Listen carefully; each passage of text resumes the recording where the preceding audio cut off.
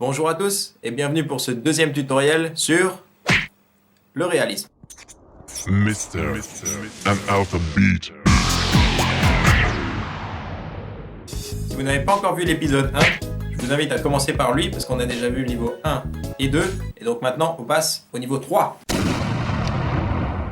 On arrive cette fois à un niveau assez compliqué puisqu'on va plus avoir de repères du tout. On va utiliser comme repère ce qu'on aura déjà dessiné. Je m'explique. Si on a déjà dessiné un œil, on va se repérer par rapport à ça pour pouvoir dessiner le nez. Et pour nous aider, on va utiliser une technique issue du dessin en 3D. Donc quand on recopie une personne ou un espace réel. Vous avez peut-être déjà vu des mecs en train de dessiner avec un crayon dans la main et le bras tendu. Et ben c'est parce qu'en fait ils sont en train de mesurer. Prenez le bout du crayon comme point de départ et mesurez avec votre pouce pour avoir le point 2. Et vous pouvez ensuite reporter la distance sur le dessin. C'est bien sûr approximatif, mais ça permet de mesurer très rapidement. On va donc utiliser ce principe pour placer nous-mêmes les repères importants. Grâce à ces repères, on va pouvoir tracer rapidement et grossièrement une première esquisse qu'on va affiner par la suite. Oui, parce que c'est plus facile, à mon avis, de tracer d'abord grossièrement une ligne et de l'arranger après jusqu'à ce qu'elle soit juste, plutôt que de la faire tout de suite parfaitement. On va donc commencer par mesurer les contours du visage pour pouvoir en tracer la forme.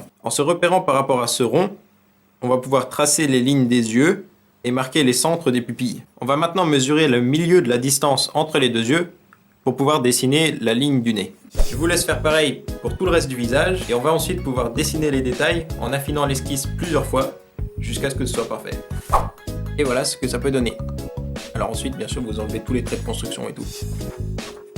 Donc ce qui est bien avec cette technique, c'est qu'elle permet d'avancer très rapidement tout en restant assez précise, mais elle le reste quand même beaucoup moins que le quadrillage. C'est tout pour le niveau 3, passons tout de suite au niveau 4.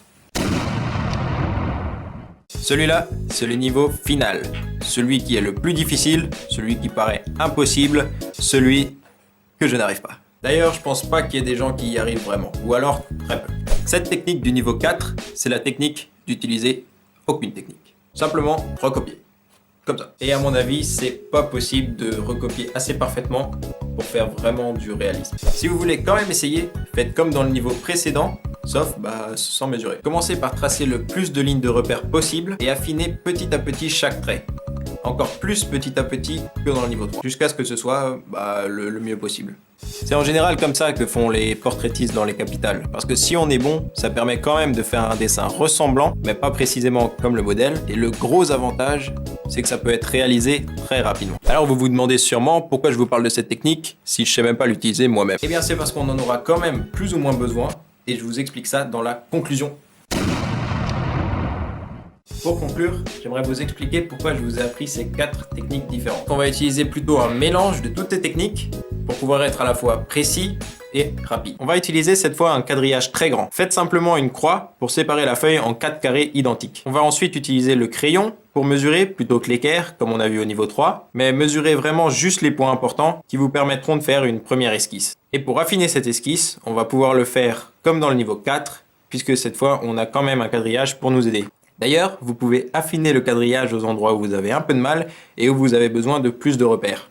Et même, n'hésitez pas à utiliser le décalcage, mais cette fois, juste pour une très petite zone comme un œil ou une oreille. Et voilà comment je fais mes croquis. Alors ça n'a rien d'universel, et c'est maintenant à vous de trouver vos préférences. Maintenant que notre croquis est fini, on va pouvoir passer à l'ombrage pour le rendre plus vivant. Mais avant, je vous montrerai et je vous expliquerai tout le matériel dont vous aurez besoin dans la prochaine vidéo. En attendant, n'oubliez pas de partager cette vidéo à tous ceux que ça pourrait intéresser, de vous abonner pour pas rater la suite et voir mes autres sortes de vidéos. Et comme d'habitude, si vous avez encore des questions, je réponds à tout le monde dans les commentaires ou sur mes réseaux sociaux. Merci d'avoir regardé cette vidéo et à très vite.